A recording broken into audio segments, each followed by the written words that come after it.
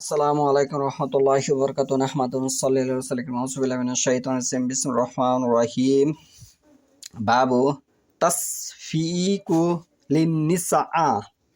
আজকের বক্তব্যের বিষয় হলো সালাতে মহিলাদের তাসফিক হাততালি দেওয়া সম্পর্কে।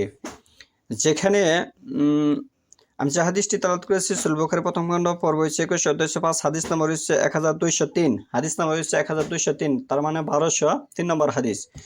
এখানে যে একটি উল্লেখযোগ্য কথা, নারীদের কণ্ঠও পর্দা, এ হাদিস থেকে স্পষ্ট। এই হাদিসটি মনে রাখবেন, নারীদের কণ্ঠ কি পর্দা।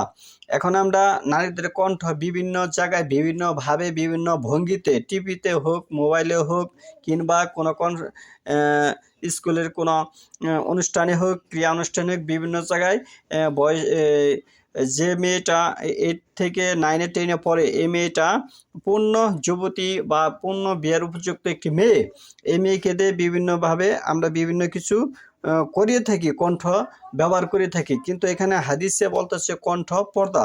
কিভাবে হাদিসে কণ্ঠ পর্দা বোঝানো হয়েছে সেটি এখানে উপস্থাপন করব। হাদিস নম্বর হচ্ছে 1203। আন আবি হুরায়রা রাদিয়াল্লাহু আনহা, আবু হুরায়রা একজন বিশিষ্ট সাহাবী। আনিন নবী সাল্লাল্লাহু আলাইহি ওয়াসাল্লাম, নবী সাল্লাল্লাহু আলাইহি ওয়াসাল্লাম বলতেছে ক্বালাত তাসবিহু লির রাসিল ওয়া তাসফিকু লিন-নিসা। আবু হুরায়রা রাদিয়াল্লাহু হতে বর্ণিত, নবী সাল্লাল্লাহু আলাইহি ওয়াসাল্লাম ইরশাদ করেছেন, ইমামের দৃষ্টি আকর্ষণের জন্য পুরুষদের বেলায় তাসবিহ সুবহানাল্লাহ বলা, পুরুষদের বেলায় সুবহানাল্লাহ বলা, পুরুষরা সুবহানাল্লাহ বলতে পারবে, মুখে এই কথা উচ্চারণ করতে পারবে যদি ইমামের কোনো ভুল দেখে বা কোনো ভুল হয় সালাতের অবস্থায়। তবে মহিলাদের বেলায় তাসফিক এক হাতের তালু দিয়ে অন্য হাতের তালু মারা, যেটা আমরা হাততালি হিসেবে বুঝে থাকব। তাহলে এখানে পুরুষ এবং মহিলার দুটি রাস্তা আল্লাহ রাসূল সাল্লাল্লাহু আলাইহি ওয়াসাল্লাম বর্ণনা করেছেন। সে কিন্তু বলতে পারতো পুরুষ আর মহিলা সুবহানাল্লাহ বললেই চলবে, সেখানে কিন্তু সুবহানাল্লাহ মানে কি মুখের সুরটাও সেখানে উচ্চারণ করা যাবে না। এখানে দুটি রাস্তা দেখানো হয়েছে। একটি রাস্তা হচ্ছে পুরুষরা সুবহানাল্লাহ বলতে পারবে, তার কণ্ঠ ব্যবহার করতে পারবে, কিন্তু মহিলাদের বেলায় ভিন্ন রাস্তা অবলম্বন করেছেন। তবে মহিলাদের বেলায় তাসফিক এক হাতের তালু দিয়ে অন্য হাতের তালুতে মারা, সেটা কি দাঁড়ালো? হাততালি। সালাতে ইমামের সাথে মহিলারা সালাত আদায় করেছে, এটি একটি দলিল, চাক্ষুষ প্রমাণ বোঝা যাচ্ছে। 1 2 নম্বরের দলিল হচ্ছে মহিলারা কণ্ঠ ব্যবহার করতে পারবে না সালাতের বিষয়ে। আর আমরা সেখানে যুবতী মেয়ে দিয়ে বিভিন্ন ধরনের কার্যকলাপ করে থাকি। আবার আমরা বলতেছি আমরা মুসলিম। আমরা কি বলতেছি? আমরা মুসলিম।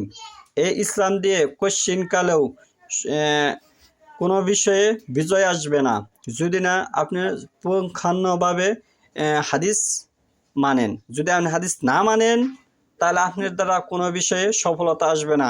আপনি মনে করবেন আমি মুসলিম, আমার তো কোনো দিক দিয়ে কল্যাণ হচ্ছে না, মূলত আপনি ইসলামের গণ্ডির মধ্যেই নেই। বিষয়টা এরকম একটি পর্যায়ে বর্তমানে চলতেছে। নামে মুসলিম, কিন্তু কার্যকলাপে আপনার কোনো কিছু বাস্তবায়ন নেই। কার্যকলাপ সব ইসরায়েলের যে কথাবার্তি, ইসরায়েলের যে ব্যবহার, ইসরায়েলের যে পোশাকপাতি, ইসরায়েলের যে কাণ্ড, সবগুলো আপনার মাঝে আছে। তার মানে আপনি মুসলিম হিসাবে কোনো কল্যাণ পাবেন না। আপনি আল্লাহর শত্রু, জনগণেরও শত্রু, আপনি জনগণের ঠকিয়েছেন। হাদিস নাম্বার হচ্ছে সহিহ বুখারীর 1204। আনাস সাহাল ইবনু সাদ রাদিয়াল্লাহু আনহা কালা আনিন নবী সাল্লাল্লাহু আলাইহি ওয়াসাল্লাম তাসবিহু লির রাসিল ওয়া তাসফিহু লিন-নিসা। সাহাল ইবনু সাদ রাদিয়াল্লাহু হতে বর্ণিত, তিনি বলেন নবী সাল্লাল্লাহু আলাইহি ওয়াসাল্লাম বলেছেন, সালাতে লুকমা দেওয়ার জন্য পুরুষদের জন্য তাসবিহ আর মহিলাদের জন্য তাসফিক। তাসফিক মানে হচ্ছে এক হাতে তালু আরেক হাতে মারা, মানে হাততালি দেওয়া। তাহলে এখান থেকে এই দুটি হাদিস থেকে সহিহ বুখারীর প্রথম খণ্ড 1203 1204 দুটি হাদিস থেকে এরকম আরো অসংখ্য হাদিস আছে। আমার একটি হাদিসের রেফারেন্স মানে এই হাদিসটি আরো 9টি কিতাবের মধ্যে নির্ভরশীল। পৃথিবীর থেকে যদি আপনি ইসলাম বুঝতে হয় তাহলে এই 9টি কিতাব আপনি পড়তে হবে। এই 9টি কিতাবের মধ্যেই আমার এই হাদিসটি আবার পাবেন।